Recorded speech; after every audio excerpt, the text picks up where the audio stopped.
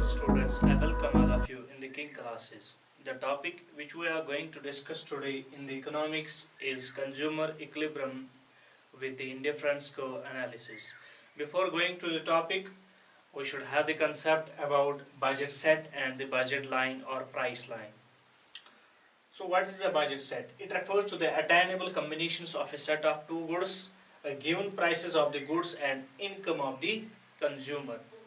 Budget set हमें क्या दिखाता है कि एक कंज्यूमर कितनी क्वांटिटी कंज्यूम कर सकता है फ्रॉम बोथ द कमोडिटीज जब वो अपनी इनकम को खारिज करता है। ठीक है, तो बजट सेट हमें यही दिखाता है कि कितनी क्वांटिटी में वो दोनों गुडों को कंज्यूम कर सकता है at given prices and with his given income. अब बारी आती है उसके बाद में बजट लाइन की। जब हम इस बजट सेट को ग्राफिकली रिप्रेजेंट करते हैं then there form a graph, a straight line. That line is known as budget line. अब ये budget line है क्या?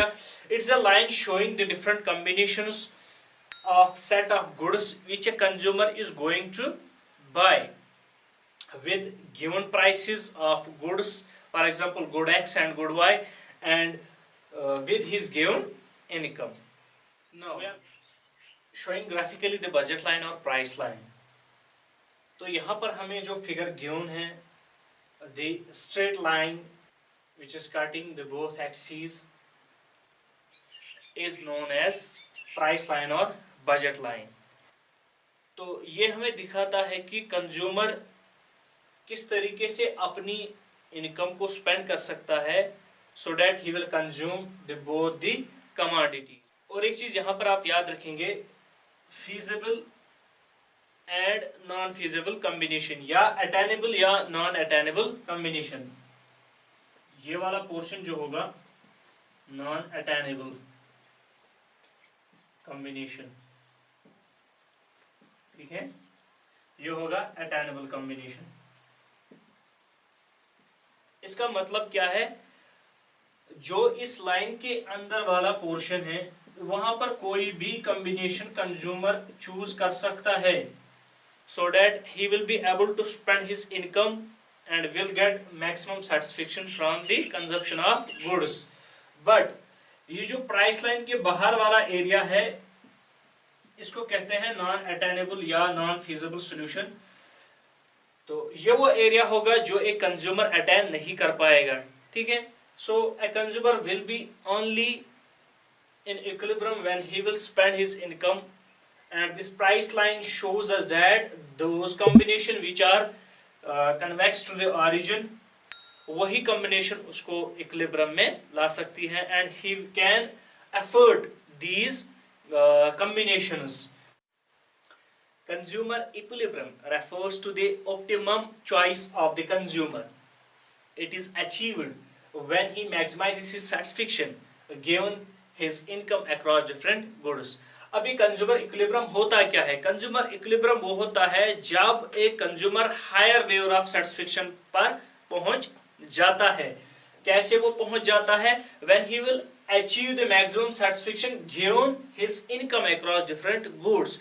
जब वो अपनी इनकम को स्पेंड करता है, एक्सपेंडिचर करता है किन पर? गुड्स पर, in order to get the maximum satisfaction. The level at which he get the maximum satisfaction will be the point of consumer equilibrium. Now we have to show consumer equilibrium with the indifference curve analysis. In indifference curve, a consumer achieves his optimum choice when he strikes balance between what he wishes to buy and what he can buy. दो terms यहाँ पर याद रखनी है, what a consumer wishes to buy। एक तो ये चीज है, कंज्यूमर की अनलिमिटेड वांट्स है, उसकी बहुत सारी विशेस है, but what he can buy। जब इन दोनों के बीच में बैलेंस हो जाएगा तब जाके एक कंज्यूमर इक्विलिब्रियम में आएगा। एक कंज्यूमर कब इक्विलिब्रियम में आएगा? अभी हमने बताया कि कंज्यूमर किस हद तक अपने खर्चात एक्सपेंडिचर कर सकता है, वो तो हमने दिखाया किससे? बजट लाइन से, और दूसरी ओर से इंडिफरेंस को क्या क्या बताता है हमें? Different combinations of two goods which a consumer can consume. जब ये दोनों को आपस में इंटरसेक्ट करेंगे तब जाके कहीं ना कहीं एक पॉइंट हमको ऐसा मिलेगा when the consumer will be in equilibrium. और वो कैसे इक्विलिब्रियम में होगा हम उसको ग्राफिकली शो करेंगे। How a consumer will be in equilibrium with the indifference curve analysis.